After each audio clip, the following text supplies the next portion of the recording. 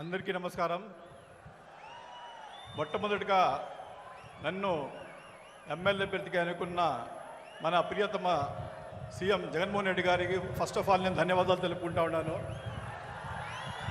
ఒక మైనారిటీ అభ్యర్థి అయిన నన్ను ఒక మామూలు మనిషి, మామూలు రైతు బిడ్డ అయ్యి ఒక మామూలు ఉద్యోగి అయిన నన్ను ఈ లెవెల్కు ఆయన 175 మంది సైనికుల్లో ఒక సైనికుడు నన్ను ఎన్నుకున్నందుకు నా ధన్యవాదాలు తెలుపుకుంటా ఉన్నాను.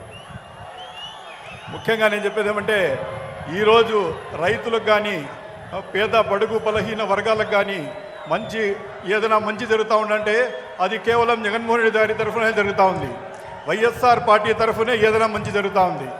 ఈరోజు నేను ఆ కుటుంబంలో చేరుకున్నందుకు నాకు చాలా సంతోషంగా ఉంది. మొట్టమొదటిగా నేను దేవునికి నా ధన్యవాదాలు తెలుపుకుంటా ఉన్నాను. దాని తర్వాత జగన్మోహన్ రెడ్డి గారికి నా ధన్యవాదాలు తెలుపుకుంటాను. ఇప్పుడు ఈ పార్టీలో చేరినందుకు ఇది ఒక పేదల కోసం పనిచేసే పార్టీ. జగన్మోహన్ రెడ్డి గారు ఈరోజు మనకు ప్రజల్లో పోతూ ఉంటే, ప్రజల్లో పోయి ఓట్లు అడుగుతూ ఉంటే ఏ రకంగా పెట్టారంటే, తల ఎత్తుకొని నేను ఓట్లు అడిగేలా మమ్మల్ని పెట్టారు. ఎక్కడ చూసినా మాకు పూల వర్షాలు, మంగళహారతులు ప్రతి ఒక్కరూ మమ్మల్ని వెల్కమ్ చేస్తున్నారు. దీనికి అన్నిటికీ మూల కారణం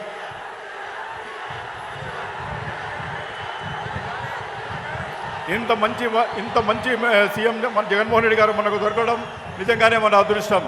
ఎక్కడ పోయినా మంగళహారాలు పూల వర్షాలు తగులుతూ ఉన్నారు.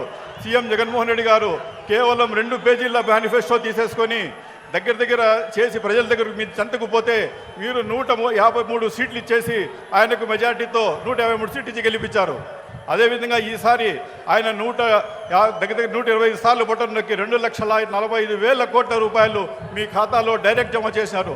ఎక్కడ కానీ అవినీతి కానీ ఎక్కడ కూడా ఏమీ లేకుండా డైరెక్ట్ మీ ఖాతాలో చేర్చారు. ఈ విధంగా చేర్చినందుకు ఎంతమంది జీవితాలు పడినాయమంటే ఈరోజు మీకు వచ్చిన జనవాహిని దానికి నిదర్శనం. మదనపల్లి ఇంత జరిగా మదనపల్లి వాళ్ళు ఎప్పుడు కానీ 2014 కానీ ఎప్పటి నుండి కూడా మదనపల్లి వైఎస్ జగన్మోహన్ రెడ్డి గారికి రుణపడి ఉంటారు. అది కాకుండా మన జగన్మోహన్ రెడ్డి గారు మైనారిటీల పక్షపాతి అంటారు.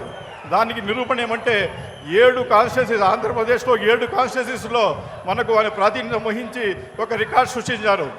అదే వేరే పార్టీ చంద్రబాబు నాయుడు గారు అయితే కేవలం ప్రేమ చూపిస్తారు కానీ ఏమీ చూపించేది ఏముండదు. కాబట్టి దయచేసి ఇంకా రాబోయే ఎన్నికల్లో ఖచ్చితంగా ఎమ్మెల్యే పేరున నన్ను, ఎంపీ పేరున మిథున్ రెడ్డి గారిని అధిక మెజార్టీతో గెలిపించి మీరందరూ మొదటి పాసులందరూ ఒక గిఫ్ట్గా జగన్మోహన్ రెడ్డికి అందిస్తారని ఆశిస్తూ ఈ అవకాశం ఇచ్చిన నా ధన్యవాదాలు తెలుపుకుంటాను.